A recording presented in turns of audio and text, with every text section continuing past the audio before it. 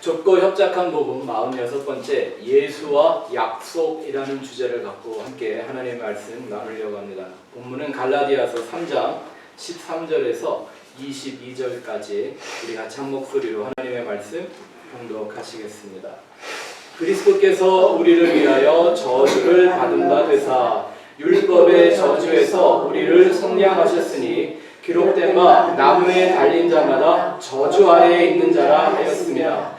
이는 그리스도 예수 안에서 아브라함의 복이 이방인에게 미치게 하고 또 우리로 하여금 믿음으로 말미암아 성령의 약속을 받게 하려 함이라. 형제들아, 내가 사람의 예대로 말하노니 사람의 언약이라도 정한 후에는 아무도 패하거나 더하거나 하지 못하느니라. 이 약속들은 아브라함과 그 자손에게 말씀하신 것인데 여럿을 가리켜 그 자손들이라 하지 아니하시고 오직 한 사람을 가리켜 내 자손이라 하였으니 곧 그리스도라.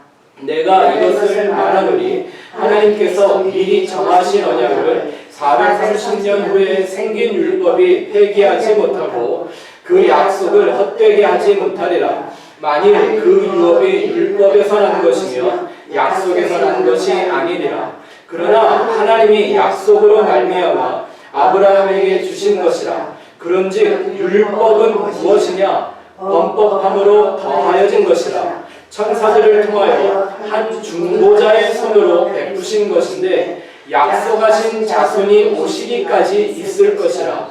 그 중보자는 한 편만 위한 자가 아니라 하나님은 한 분이시니라. 그러면 율법이 하나님의 약속들과 반대되는 것이냐? 결코 그럴 수 없느니라. 만일 능히 살게 하는 율법을 주셨더라면 의가 반드시 율법으로 말미암았으리라.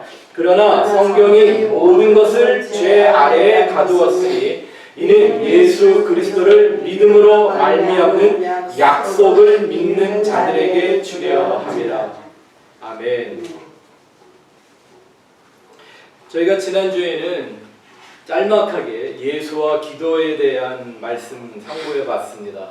그 기도는 내가 하고 싶은 기도 혹은 내가 해야 하는 그런 기도라기보다 예수님이라도 전지전능하신 하나님의 아들이었던 예수님이라도 육신 안에 있었기 때문에 해야 했던 그 기도, 그 예수님의 기도와 연합하기 위한 기도가 무엇인가를 우리가 한번 상고해 봤는데 한 주간 동안 기도 열심히 하셨습니까?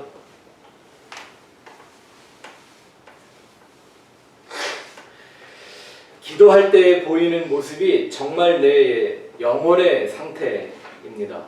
내 마음의 상태가 어떠한지, 내 마음이 어디를 향해 가고 있는지를, 또 과연 내 심령이 예수의 마음과 연합되고 있는지를 스스로 점검할 수 있는 시간이 기도의 시간입니다. 하나님의 말씀과 연합되는 기도, 말씀이 관념이 아니라 실제가 되는 기도, 그 말씀이 나의 생명이 되는 그 기도 말입니다. 그래서 좌로나 우로나 치우치지 않고 언제나 생명의 길을 밝히는 그 기도가 우리 성도들 안에서는 멈추지 말아야 합니다. 쉬지 않고 그 기도하며 사셔야 합니다. 아멘. 자나 깨나 비가 오나 바람이 부나 기도만큼 확실한 구원의 증거 없다라는 걸 여러분 마음에 명심하시기를 바랍니다. 예수님 말씀하시기를 성령이 오시면 너희 배에서 생수의 강이 흘러넘칠 것이다 라고 하셨습니다. 기도부터 시작된다는 걸 기억하십시오. 절대 기도하는 일에 더 이상 게으르지 않는 여러분들 되시기를 바랍니다. 기도는 해보지 않고 늘지 않습니다. 대표 기도 말고요. 내가 하나님 아버지와 교제하는 그 기도 말입니다. 자, 오늘은 우리가 또 하나의 주제를 살펴보려고 합니다. 예수와 약속이라는 주제를 가지고 그 좁고 협착한 복음의 내용을 살펴보려고 하는데 벌써 2017년도가 다가고 12월이 되었습니다.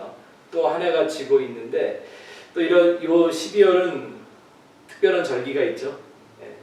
예수님의 생일 아니지만 로마 가톨릭의 전통에 따라 성탄절이라는 절기를 갖고 있는 때라 뭐 불도 켜고 막 이렇게 합니다. 근데 중요한 건 성탄절이라는 이 절기, 오케이전이 중요한 게 아니라 성탄, 이게 중요한 거죠. 예수님의 탄생, 예수님이 세상에 오셨다라는 게 중요하죠.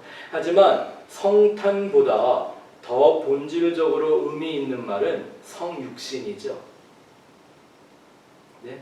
어감은 좀 이상하지만 이런 말로 우리가 기억을 해야 더 의미를 새길 수 있을 것 같습니다. 성탄절이 아니라 성육신절. 그죠? 말씀이라고 하는 그 하나님이 육신을 입고 예수라는 아들의 이름으로 이 세상에 오셔서 메시아, 온 인류가 기다렸던 메시아, 그 그리스도의 삶을 완성하셨습니다. 그런 의미에서 참 성도들에게는요, 사실 매일이 성탄절이어야 하죠. 매일이 성육신하는 날이어야 하죠. 매일이 우리에게 부활절이어야 하죠. 그죠? 매 주간이 고난주간이어야 하고, 맞습니까? 십자가의 길을 좁고 협착한 그 길을 가는 사람들은 그 십자가를 따라가는 영적 고난이 반드시 있는 거 아닙니까? 그리스도의 남은 고난이 내 몸에 채워지는 그 고난의 삶이 우리 성도의 이 육신, 이 땅에서의 삶이지 않습니까? 이 성탄절, 예수님의 성육신은 우리가 육신 안에 있는 존재이어도 물과 성령으로 거듭나 하나님 아버지의 아들 예수와 같은 존재로 구원받을 수 있다고 한 것을 증명하는 역사죠. 이 육신 안에 그리스도가 담길 수 있다라는 걸 보여준 게 성탄절입니다. 십자가와 부활이라는 것은 예수님의 죽으심과 부활에 우리가 함께 연합하여 아들이 아버지와 하나가 된 것처럼 우리도 그 하나님 아버지와 하나가 되는 축복과 권세, 그걸 누리는 거죠. 우리는 이 말을 모노게네스라고 기억합니다. 성탄절이 되어나 예수님을 뭐 독생자라고 이런 얘기 자꾸 많이 하는데, 왜 마리아가 그 남자도 모르는데 그냥 낳았으니까, 처녀가 잉태해서, 그죠? 하지만 이 정말 중요한 건 그 얘기가 아니라 모노게네스가 가지고 있는 하나됨의 의미죠. 이거는 우리 하나님의 은혜의 역사입니다. 이 모든 것이 이렇게 세상의 죄로 말미암아 죽을 수밖에 없는 죄인들에게 하나님이 거저 주시는 은혜라는 약속이죠. 그래서 오늘은 그 약속에 대한 내용을 한번 살펴보려고 합니다. 여러분들은 정말 하나님의 약속을 아십니까? 그리고 그 약속을 철떡같이 믿고 계십니까? 그리고 그 약속을 지키시나요? 하나님을 우리가 믿을만하다 얘기하는 것은 하나님은 그 약속을 주시고 그 약속을 믿는 자들에게는 반드시 약속을 이루어 주시는 신실한 분이기 때문입니다. 아멘. 신실하다라는 말은 약속을 꼭 지킨다라는 뜻입니다. 그래서 기독교 신앙은 바로 하나님이 지켜가시는, 이루어내시는 그 약속에 집중하는 신앙이어야죠. 하나님의 약속이 무엇인지를 꼭 알아야 되고 그 약속을 이루는 삶을 살아야 합니다. 약속이 있다고 하지만 알지도 못하는 약속을 어떻게 지키겠습니까? 알아야 지키는 거죠. 그렇죠? 네. 우리가 한 권사님의 장례 예배 일정이 잡혔다고 했습니다. 약속이죠. 시간을 정하는 겁니다. 근데 내가 그 소식을 못 듣고 있으면 내가 아무리 그 자리에 그 시간에 그 모임에 참여하고 싶어도 내가 갈 수 있어요? 없어요? 약속을 모르면 내 마음이 있어도 안 된단 말입니다. 또 알고 있어도 잘못 알고 있으면 어떻습니까? 약속을 했는데 혹시 그런 적 있지 않으세요? 시간이나 장소를 내가 착각을 했어. 네? 그래서 하루 먼저 가서 기다렸다든지 아니면 다음날 갔다든지, 예? 뭐 1시간 늦게 갔다든지 이런 실수 해본 적 다들 있지 않으세요? 그 약속이 있어도 그 약속의 내용을 잘못 알고 있으면 그 약속은 지켜지지가 않습니다. 더더욱 하나님과의 약속은 더 가죠. 하나님의 약속이 정말 신중해야 하는 것은 이 약속이 우리의 영원을 결정하지 않습니까? 우리도 언젠가는 이 육신을 떠나는 기쁜 날이 올 겁니다. 아멘. 이 세상의 괴로움과 이 죄의 사망의 권세로부터 완전한 해방을 얻는 그날이 올 겁니다. 그래서 우리가 하나님과 방불한 같은 자가 되고 하나님의 보좌에 앉아서 그 영광과 축복을 누리는 날이 우리도 올 겁니다. 아멘. 이게 하나님의 약속에 의한 거지 우리 인간의 바램과 기대로만 되는 게 아니라는 것입니다. 하나님이 창세 이전에 언약하신 그 약속들이 있고 그 약속을 하나님이 인생들 가운데 이 역사 가운데 어떻게 이루어내시는가를 보여주는 책이 바로 성경인 것이죠. 그래서 참 구원에 이르기를 원하는 성도들은 성경을 그저 어떤 하나의 종교적인 율법이나 뭐 하고 뭐 안 하고 하는 이런 하나의 무슨 가이드라인이나 종교의 법이거나 또 그거 잘 지키면 재수가 좋아진다는 식의 기복주의 같은 데에서 빠지면 안 되고 그런 육신의 법으로 보면 안 되고 그 이면에 새겨져 있는 하나님의 약속으로 보아야 한다는 겁니다. 그 약속이 영원한 것이지 그 약속을 하나하나 실행하시고 이루는 방식은 영원한 게 아닙니다. 우리는 십계명을 좀 공부하고 있어서 여러분들이 이걸 잘 이해하실 수 있을 겁니다.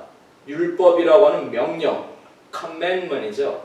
근데 하나님은 그거를 인간은 계명이라고 부르는데 하나님은 언약이라고 하면 주셨습니다. covenant. 그러니까 성경을 commandment이라고 보느냐 아니면 하나님의 언약인 covenant, promise, 약속으로 보느냐 이거에 따라 성경은 완전히 다른 책이 되어져 버립니다. 그렇죠?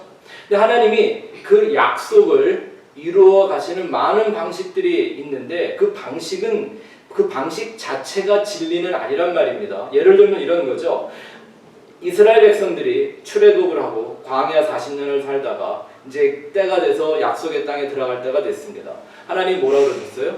가나안에 살고 있는 그 7족속의 거민들을 어른만 아니라 어린 아이 젖먹이까지 다 살육을 하라고 하셨습니다. 거기에 구원의 의미가 약속이 담겨 있는 거지 오늘날도 예수 믿는 사람들이 다른 나라 쳐들어가서 다 죽여야 합니까? 아니죠. 제 말의 뜻을 충분히 이해하시겠습니까? 그런 방식들은 영원한 것이 아니고 그건 진리가 아니라는 말입니다. 그런데 율법주의나 기복주의에 빠지는 사람들은 그 방식에 목을 매죠. 여리고 7바퀴 돌았으니까 무너졌다? 그러니까 자꾸 가서 7바퀴를 도는 거예요. 나 이 대학 가고 싶어 그럼 가서 7바퀴를 돌고요. 심지어는 어떤 목사님 뭐 어느 교회 가고 싶다고 7바퀴 돌았다면서요. 이런 샤머니즘에 빠져버리고 마는 거예요. 구약에는 하나님이 나의 죄 대신에 짐승이라는 희생 제물을 드리는 제사를 드리겠습니다. 그 제사 안에 담겨있는 약속이 중요한 거지 만약에 그 자체가 구원의 방식이었다면 오늘날 우리도 제사 지내야 되잖아요.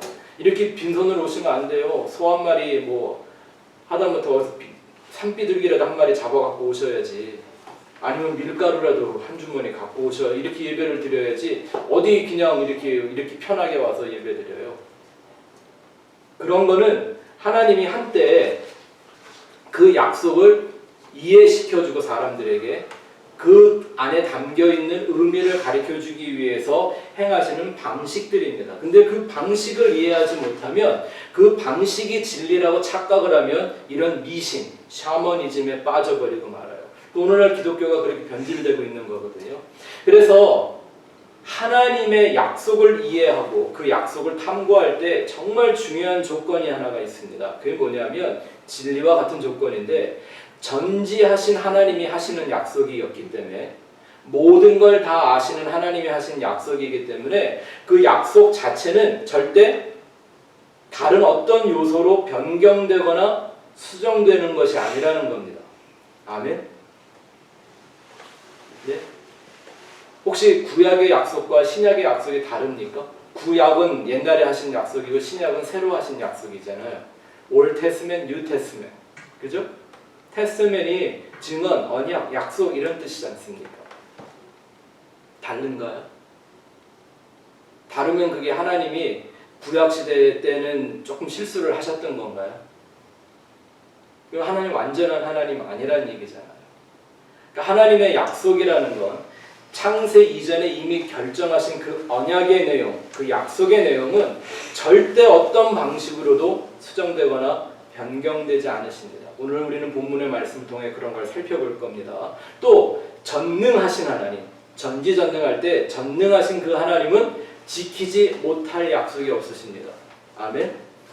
예수님이 구원에 대해 설명할 때 부자가 천국에 들어가는 것이 낙타가 바늘귀에 들어가는 것보다 어렵다. 그랬더니 제자들이 그러면 누가 천국에 갈 수 있겠습니까? 그랬더니 사람으로는 못하는데 하나님으로서는 가능하다. 이렇게 얘기하잖아요.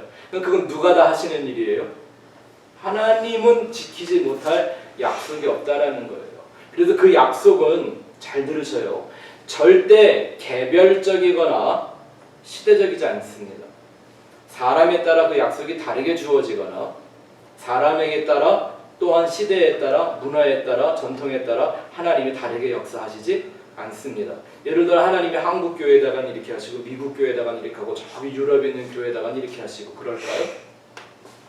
하나님이 천국 문 앞에서 나 천국 가기 위해 여기까지 왔습니다라고 줄 서 있는 사람들을 심판하실 때 이 사람은 한국 교회식으로, 이 사람은 미국 교회식으로 이렇게 하실까요?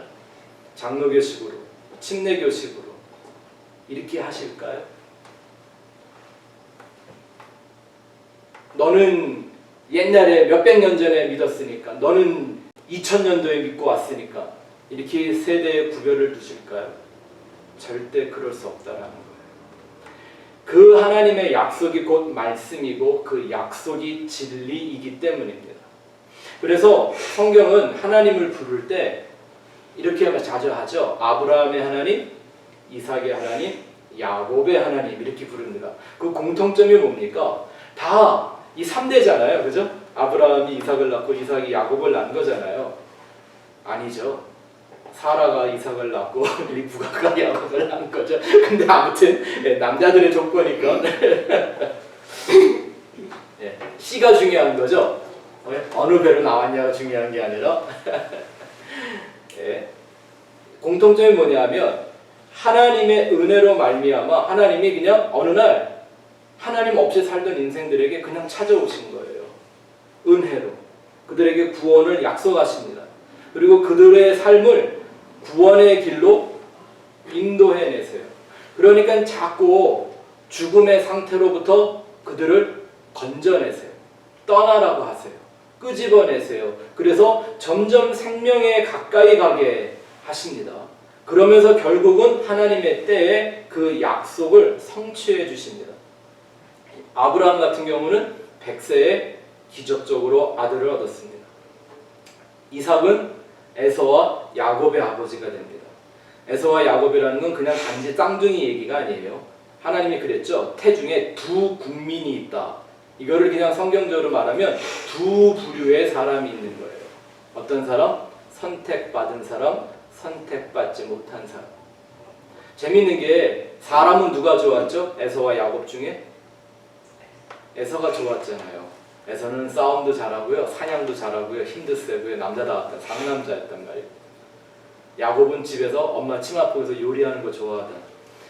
요즘에나 뭐 그 셰프들이 인기가 많아서 그랬지. 왜냐면 하도 먹는 거밖에 낙이 없으니까. 네? 그때는 남자들이 그렇게 하면 안 됐단 말입니다. 네? 어디 남자가 부르겠더라. 근데 이 두 사람이 그런 차원이 아니라 오히려 하나님이 그런 대조적인 극명한 쌍둥이를 주면서 하나는 선택을 하시고 하나는 선택하지 않으세요.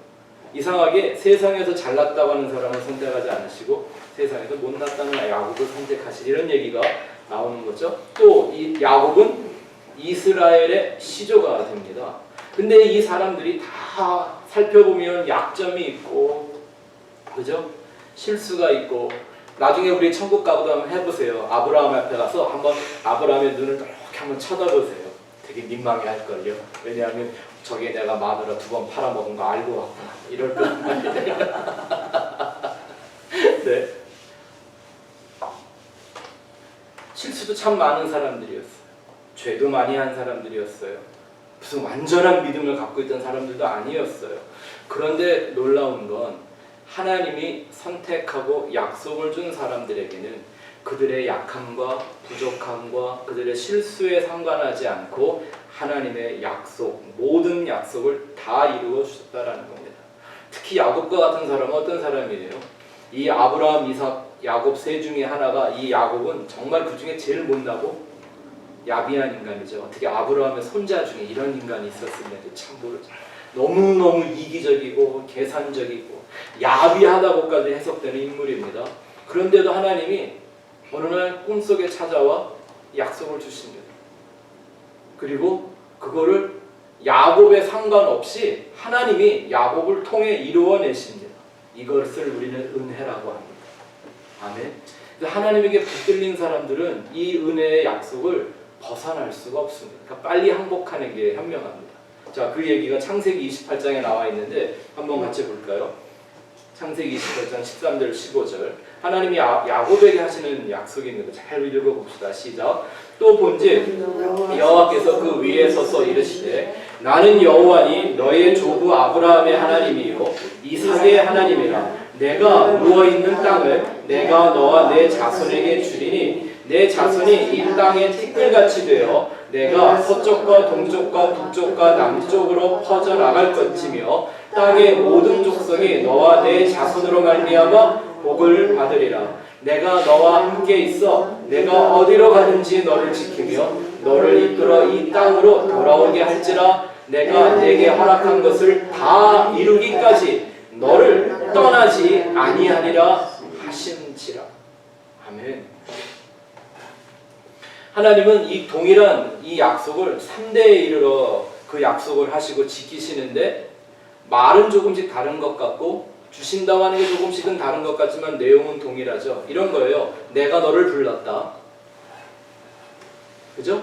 이게 처음이에요. 내가 너 불렀다. 그리고 너를 어느 땅으로 분명히 가게 할 것이고 세상이 너를 통해 복을 받게 될 것이다. 아멘.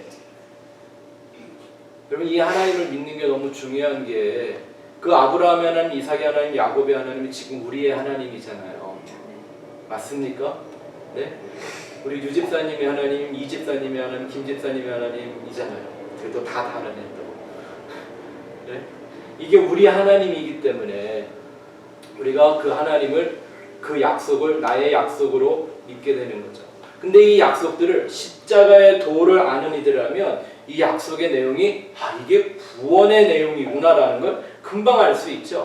하나님의 구원의 역사가 어떻게 시작되고 어떻게 진행되고 어떻게 완성되는지에 대한 약속을 하나님이 이렇게 이해를 시켜주시는 거예요. 그냥 대놓고 얘기하면 사람들이 도무지 알아보지는 못하니까. 예수와 십자가의 관점으로 이것을 해석하면 이렇게 되는 거죠. 어떻게 한 인생이 하나님의 절대적인 은혜로 항거할 수 없는 은혜로 예수를 만나게 되고 어떻게 그 예수를 경험하게 되며 어떻게 그 예수라는 아들의 형상을 회복하면서 나를 통하여 예수가 증거되는 삶, 곧 그리스도의 진리를 계시하는 자로 살게 되는지를 이렇게 다 보여주는 거예요. 사람들이 뭐 하나님 믿는다, 예수를 믿는다, 말씀을 믿는다 하는데 우리가 그걸 믿어야 되는 이유는 바로 이러한 구원의 약속 때문이죠. 성경이 말하는 약속은 무슨 부귀영화나 전화위복과 같은 이런 얘기들 아니지 않습니까? 그런 것은 그냥 열심히 우리가 살다 보면 주어지는 것들이지 하나님의 약속이 뭐 우리의 인생에 재수가 좋게 해준다든지 안 될 일을 억지로 형통하게 해준다는 식의 이런 약속 아닙니다. 재밌는 건 요즘 뭐 한국에서도 큰 뉴스가 되고 있지만 자기 맘들대로 이렇게 떠들어대는 사람들이 꼭 모든 일들을 자기 뜻대로 심지어는 불법적으로 이루어놓고도 하나님의 뜻이라고 우겨댑니다. 참 안타까운 일이죠. 그래서 결국엔 성경엔 약속이란 하나밖에 없습니다. 성경의 약속은 뭐예요? 하나님의 약속은 예수 그리스도입니다. 그 예수가 이 모든 약속의 본질이고 핵심이고 목적이고 전부입니다. 다시 한번 말씀드리지만 약속이라는 게 왜 그렇게 중요합니까? 우리가 1대1 공부할 때 얘기했지만 약속은 관계를 이루고 그 관계를 유지하고 그 관계를 완성하는 굉장히 중요한 법칙입니다. 그래서 재밌는 건 약속이 깨지면 관계가 깨지는 겁니다. 전에 그런 말씀 드렸잖아요. 그냥 이렇게 얼굴 보고 아는 사이에다가 애인이 되려면 뭐가 달라져요? 약속이 달라져요. 그죠? 그 애인이 부부가 되려면 뭐가 달라져야 돼요? 약속이 달라지는 거예요. 그죠? 애인일 때는 마음 안 들면 그만이야. 너 나한테 잘해. 그러지만 부부가 되는 건 뭐예요? 검은 머리 팥뿌리 될 때까지 살아보자고 약속을 하는 거잖아요. 근데 약속이 깨지면 관계가 깨집니다. 하나님과의 관계는 더 그렇죠.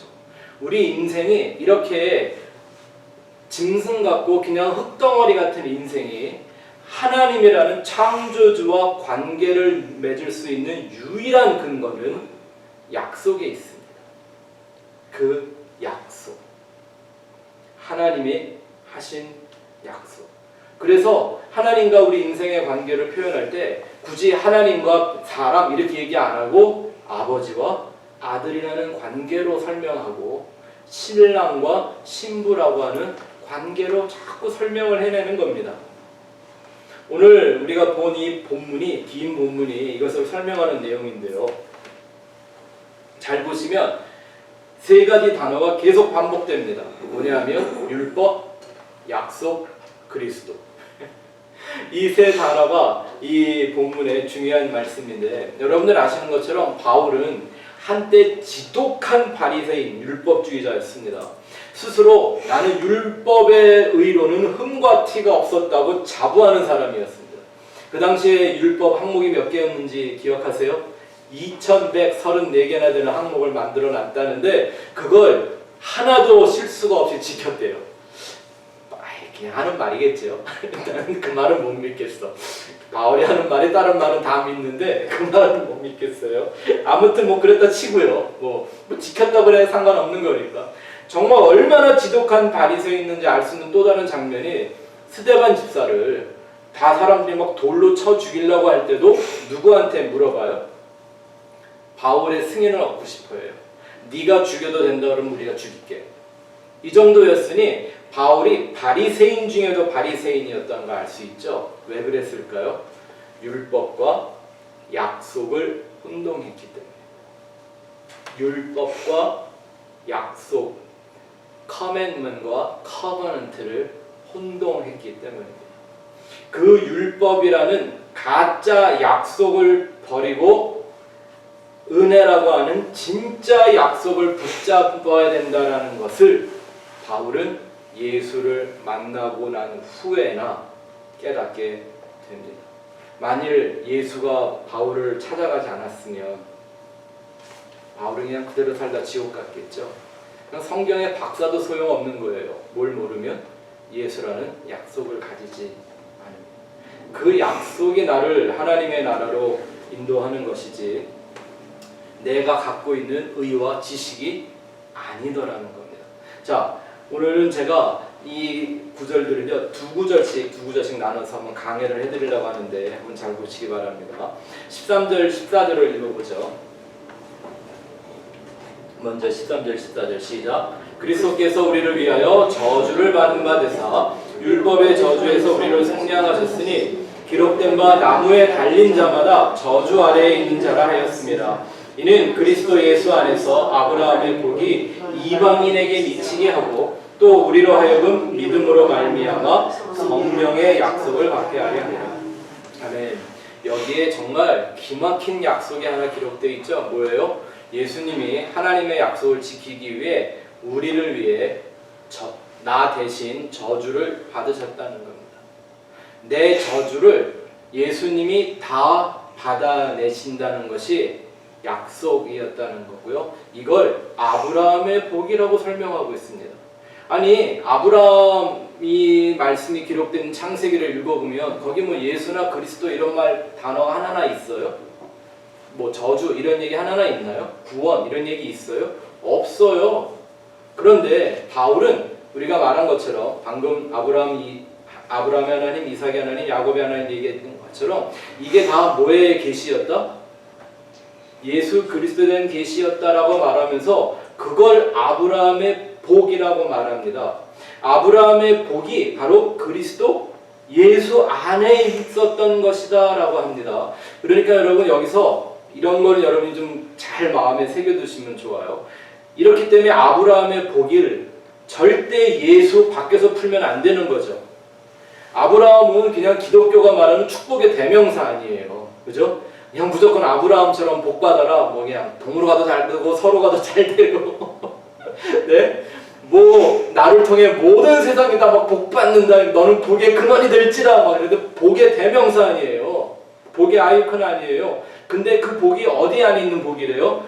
예수 그리스도 안에 있는 복이라고 얘기하잖아요. 그러니까 아브라함의 복을 절대 세상적이거나 육신적이거나 물질적으로 풀면 안 되고 예수라는 주제로 풀어야 한다는 말이죠.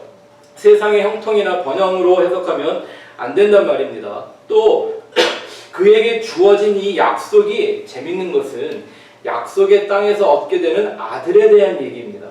그래서 아브라함은 하나님의 음성을 듣자마자 나이가 75세임에도 불구하고 먹고 살만한데도 불구하고 본토 친척 아비 집을 떠나 어디로 가야 하는지도 모르는 여행길을 떠납니다.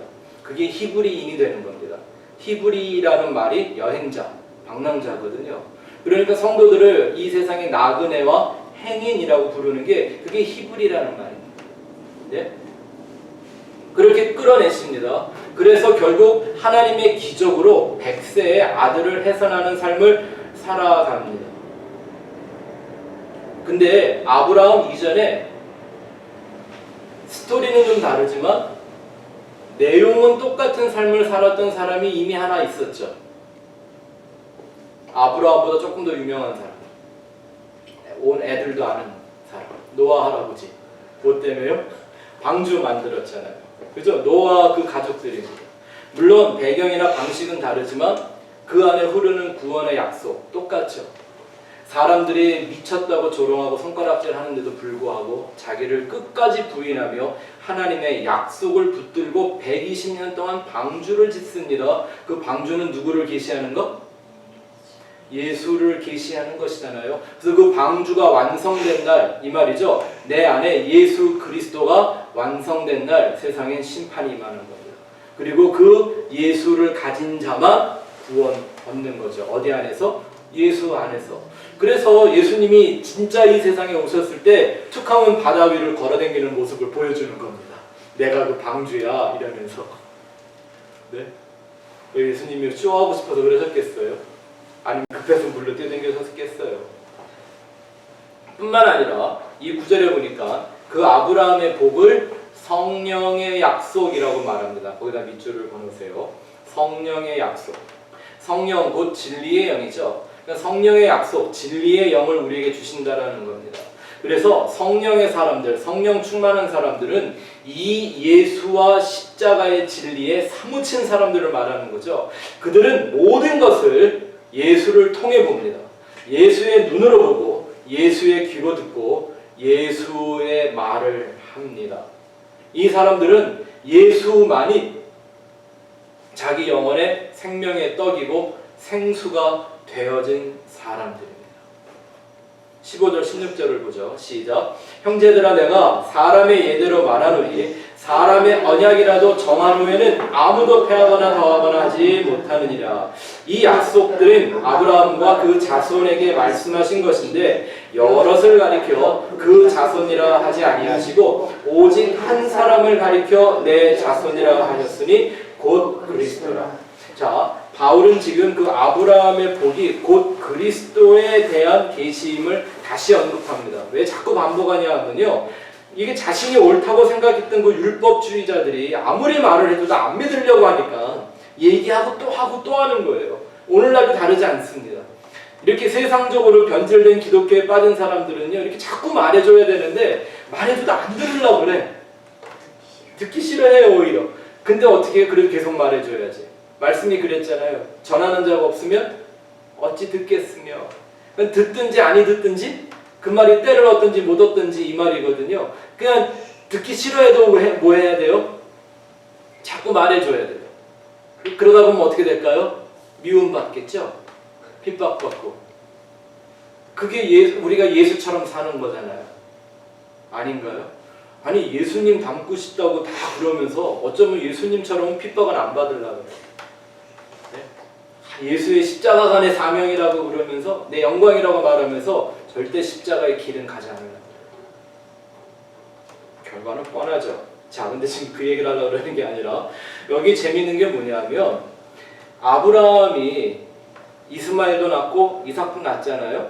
그리고 그 후로 자식들을 많이 낳단 말입니다. 또 그 자식의 자식을 낳고 자식의 자식을 낳고 수많은 후손이 있었는데 재밌는 게 이렇게 말을 하죠. 그 많은 사람들을 아브라함의 자손이라고 얘기하지 않고 누구만? 그리스도만, 한 사람 그리스도만 아브라함의 자손이래요. 아니 이거 말 돼요? 언제 아브라함이 예수를 낳았어요? 언제 아브라함이 그리스도를 낳느냐고요? 아니죠. 이런 성경 구절 이해가 되세요? 이건 단순히 뭐 아브라함의 그 피를 받아서 뭐 이렇게 그리스도가 나왔다 이런 그냥 단순한 족보 얘기 아니에요. 이게 얼마나 족보가 지금 복잡하게 얽히고 설키고 막 그 안에 막 창녀도 막 나중에 들어가고 이방 여자도 막 들어가고 이렇게 해갖고 그 족보가 얼마나 이상한데요. 네? 그냥 아브라함이 이삭 낳고 죽었지 언제 그리스도를 낳았습니까? 그리고 예수님이 세상에 오신 건 수천 년 뒤인데 뭐 그 피를 따지는 게 무슨 의미가 있겠습니까? 그죠? 그런데 성경이 얘기하기를 하나님의 약속에 의해서 아브라함이 낳은 게 그리스도라고 지금 하는 거잖아요. 그 한 사람을 말하는 거예요. 자, 여기에 놀라운 복음의 비밀이 있습니다. 이 아브라함의 복에 동참하는 것이 그럼 뭐예요? 우리는 아브라함의 얘기가 아브라함만의 얘기가 아니라 나의 얘기라는 걸 알고 있습니다. 아멘? 성경에 나온 모든 인생들은 다 내 얘기잖아요. 예수님 얘기고 내 얘기 맞습니까? 아멘? 이런 건 너무 기초적인 거라 맨날 강조를 안 해드렸더니 또 새로우신가? 다 내 얘기입니다. 그죠? 아담도 내 얘기, 하와도 내 얘기, 가인도 내 얘기, 아벨도 내 얘기. 내 안에 다 있잖아요. 그죠? 내 안에 가인도 있고 아벨도 있고 내 안에 사울도 있고 다윗도 있고 그쵸? 내 안에 이 다 베드로도 있고 가룟유다도 있고 다 내 안에 있잖아요. 이게 누구 얘기라니까요? 내 얘기라니까. 내 얘기. 그죠? 아브라함의 얘기는 곧 나의 얘기인데 그렇다면 우리가 그 아브라함의 복에 동참하고 믿음의 조상이라고 하는 그 아브라함의 믿음에 동참하고 그 약속을 이어간다라는 뜻이 뭐예요? 그리스도를 낳는 거예요. 자손, 한국말로 자손이라고 그랬는데 또 어떤 성경으로는 후손 이렇게 얘기했잖아요. 이게 그냥 씨예요. 씨, the seed. 하나님이 하와에게 그랬죠. 여자의 후손이 뱀의 머리를 상하게 할 것이다. 이 원시복음 말입니다. 네? 하와하고 예수님하고의 그 연도 차이는 수천 년 차이가 나는데도 불구하고 하나님은 예수가 그 여자의 씨드가 자손이 될 거다 이렇게 얘기를 하는 거예요. 자, 이거를 이렇게 어렵게 얘기를 해서 그렇지 쉽게 말하면 나라는 애벌레에 비유하면 참 쉬울 것 같아요.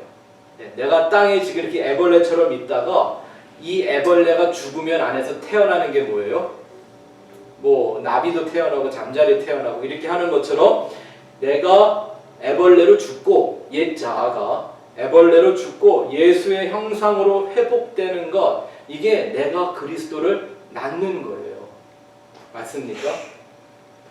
종교나 율법으로 되는 것이 아니라 누가 하시는 일? 하나님의 은혜라는 약속으로 되는 겁니다. 그래서 예수님이 이 땅에 오실 때 그냥 하나님이 하늘에서 승천하셨던 것처럼 그냥 이렇게 사람의 모습으로 내려오지를 않으시고 재밌죠?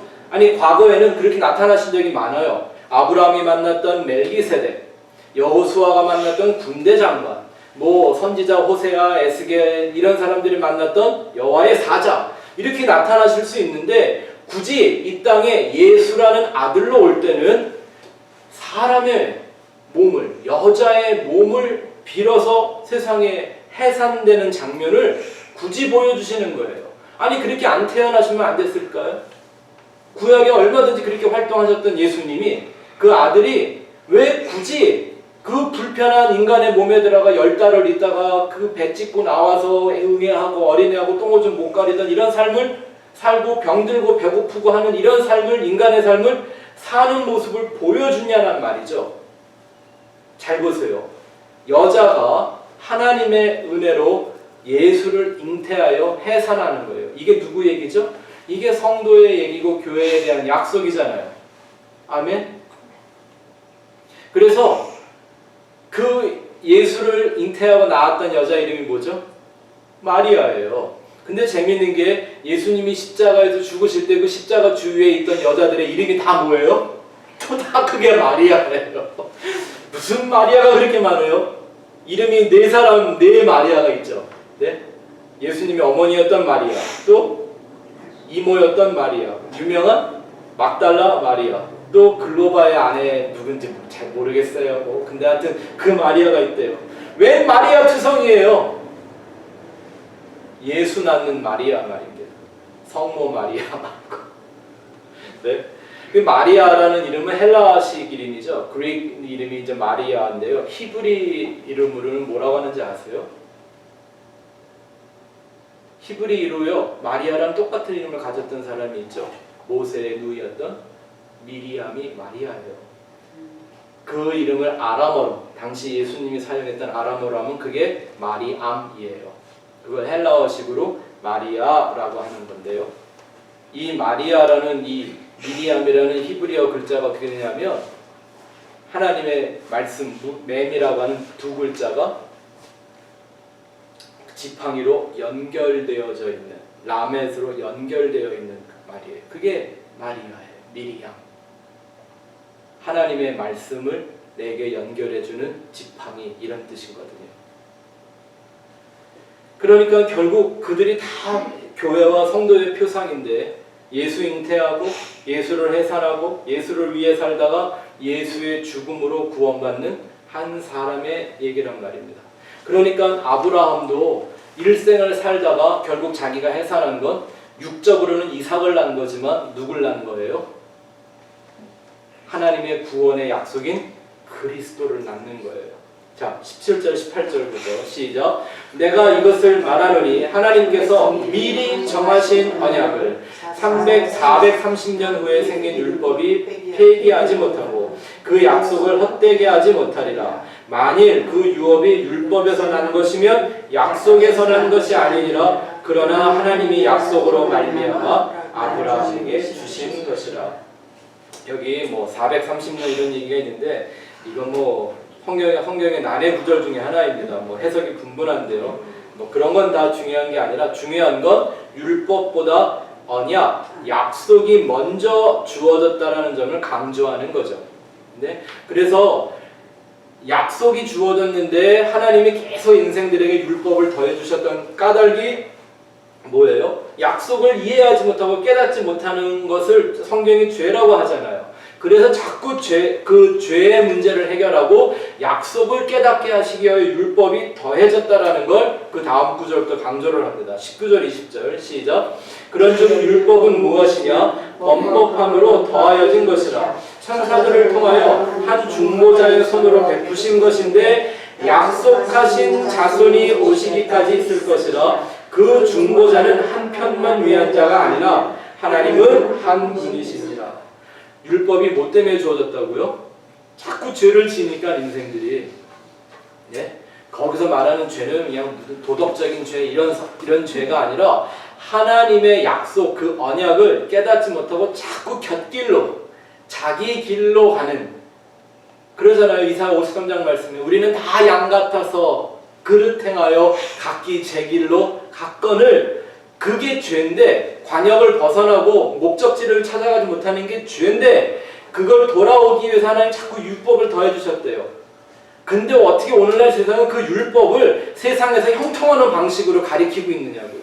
그게 어디 복음이고 그게 어디 기독교이겠습니까? 그런 거 아니거든요. 성경을 이런 한 구절만 잘 알아도 그런 착각은 하지 않을 텐데. 여기 또 나오죠. 그 약속의 핵심은 이 중보자였다라고 합니다. 중보자 누구예요? 하나님과 나를 다시 화목하게 함으로 연합되게 하시는 이가 중보자예요.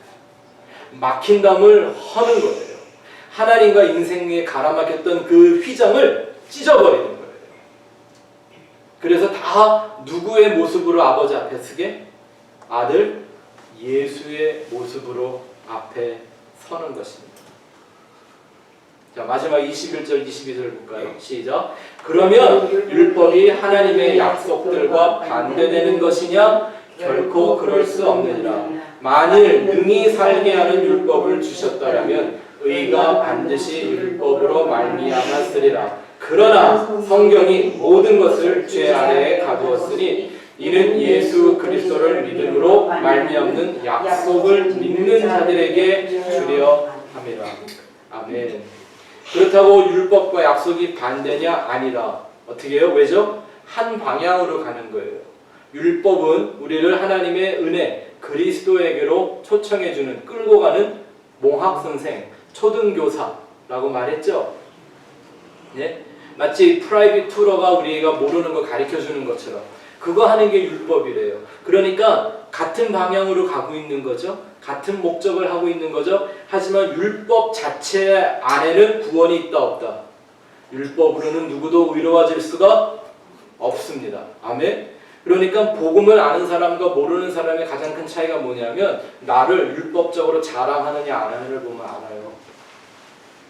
자기의 의를 어디에 근거를 두고 말하느냐를 보면 알아요. 자기의 죄인됨을, 자기의 죄성을 얼마나 감추려고 하느냐 아니면 뻔뻔하게 드러내느냐, 이걸로 나누어져요. 율법의 뜻이 뭔 줄 알았기 때문에. 근데 이제 문제는 뭐냐면 우리 인생들이요 얼마나 육적이고 무지하고 하나님의 약속에 대해서 둔한지 사람은 자꾸 눈에 보이는 걸 추구하고 그걸 목적 삼으려고 그래요. 그래서 아브라함이 믿음의 조상인 거예요. 자 보십시오. 하나님이 아브라함한테 아들을 준다고 그래서 하나님이 아주 그 미끼를 잘 던지셨죠? 내가 아들 줄게 나와 이러셨다고요. 그때만 해도 그 아들이 무슨 뜻인지 몰랐고 아마 자기가 후사가 없으니까 자기의 대를 이을 이런 아들 하나 주시려나 보다. 아니 사람은 자기가 인생을 살아보면 힘들다는 거 알면서 왜 자꾸 그 힘든 인생을 세상에 자꾸 만들어내죠? 왜 그렇게 하고 싶어 할까요? 그게 인간이 갖고 있는 육적 자아의 확장에 대한 욕망이란 말입니다. 네? 그러니까 아브라함이 따라 나왔어요. 자, 근데 아들이 생겨요, 안 생겨요? 안 생겨요. 아들 준다고 그랬으니까 그 부부가 얼마나 힘쓰고 애썼겠어요? 또 얼마나 간절히 바랬겠어요? 하나님 믿고 떠났잖아요. 그런데 보십시오. 아들이 안 생기니까 사라가 꾀를 하나 만들어내는 거예요. 그런 건 지혜라고 말하는 게 아니에요. 꾀를 만들죠. 어떻게? 차라리 나는 이제 늙어서 아기를 낳을 수 없으니까 저 건강하고 싱싱한 몸종 하가를 데려다가 자식을 낳아라. 하나님이 준다고 그랬지 않냐. 꼭 내가 낳아야 당신 아들이냐, 당신 씨를 받으면 그게 당신 아들이지. 그렇게 아들을 만들려고 했던 까닭이 뭘까요? 하나님 믿어서 안 믿어서? 믿었으니까 그런 거잖아요. 자, 그러니까 진짜 믿음과 가짜 믿음, 구원을 이루는 약속 있는 믿음과 가짜 믿음을 제가 설명하려는 거예요. 유사품, 짝퉁 믿음 말입니다. 예? 하나님이 아들을 준다고 했던 그 자체는 믿었기 때문에 아들을 목적으로 해서 아들을 만들려고 수단과 방법을 가리지 않았던 거 맞죠? 그건 인간의 믿음이죠. 그래서 만들어낸 아들이 이스마엘인 거예요. 근데 하나님이 그 이스마엘이 좀 자라서 재미 좀 보고 아브라함이 그 아들 품에 안고 좋아할 만한 때 찾아오셨어요. 내가 내년에 이제 진짜 약속한 아들 줄게. 그랬더니 아브라함이 뭐라 그랬어요? 하나님 또 주세요. 감사합니다. 이게 아니라 됐습니다. 아마 애새끼 하나 길러보니까 힘든 줄 알았던가 봐. 이스마엘이나 잘되게 해주세요라고 피식피식 웃었대요. 이게 오늘날 교회의 모습이라는 거 아세요? 이스마엘 만들어 놓고 이스마엘 잘 되게 해달라고 하는 게 믿음인 줄 착각하고 있는 아브라함 말이에요. 진짜 하나님이 주시는 약속의 자손은 따로 있는데, 내가 그리스도를 낳아야 되는데 이스마엘 같은 거 하나를 낳아놓고 이게 내 믿음이라고 자부하고 사는 거예요. 이렇게 몰라요. 비록 아브라함의 씨를 갖고 태어난 아들이지만 이스마엘은 하나님이 그건 네 자식 아니야 이러셨어요. 재밌죠? 그건 종의 자식이야 라고 말했어요. 누가 생명을 주었느냐가 중요한 거죠. 하나는 인간의 꾀와 힘으로 얻은 아들이지만 하나는 하나님의 약속으로 주어진 아들이에요. 절대 이스마엘을 바라는 그 짝퉁, 유사품, 그 믿음 안에 머물러 있지 마십시오. 큰일 납니다. 물과 성령으로 거듭나지 못한 사람들의 눈에는요, 이스마엘이 전부로 보입니다. 사라는 자기가 낳은 것도 아니고 하갈이 낳아준 자식인데도 불구하고 똑같이 아브라함이 하나님의 음성을 들으면서 피시피시 웃고 있을 때 지도 장막 밖에서 엿듣다가 웃었대요. 그래서 아들을 낳을 때 이름을 뭐라고 지어요? 이삭. 이삭이란 말이 뜻이 뭐예요? 웃었다. 너 웃었다. 이게 이삭이에요. 그러니까 그 엄마가 이삭이라는 이름을 부를 때마다 얼마나 부끄러웠을까. 믿음은 바라는 것들의 실상이고 보이지 않는 것들의 증거라고 했는데, 진정 물과 성령, 예수와 십자가로 거듭나지 않은 사람들 눈에는 보이는 것밖에는 보지를 못하는 거예요. 그래서 눈에 보이는 것만 쫓아가고요, 눈에 보이는 것만 지키려고 해요. 이스마엘이나 잘 되게 해주세요. 이게 오늘날 교회의 모습이란 말입니다. 우리는 이렇게 하나님과 이제 그 약속을 지키는 이들이 되어야 합니다. 말씀드린 것처럼 약속은 혼자 지켜지는 게 아닙니다. 반응할 때 약속 안으로 들어가는 사람들이 되어야 합니다. 언제까지? 아브라함처럼 그리스도를 해산하는 데까지. 그 예수라는 아들의 형상을 회복해서 내 안에서 아버지의 영광이 드러날 때까지 그 약속을 믿는 것과 아는 것에 하나가 되어야 합니다. 이제 성탄절이 다가오니까 사람들이 곳곳에 불을 켜고 그러는데요. 그런 전등빛이 아니라 여러분들 마음속에 이 하나님의 약속의 빛이 비추는 그런 계절이 되시기를 축복합니다.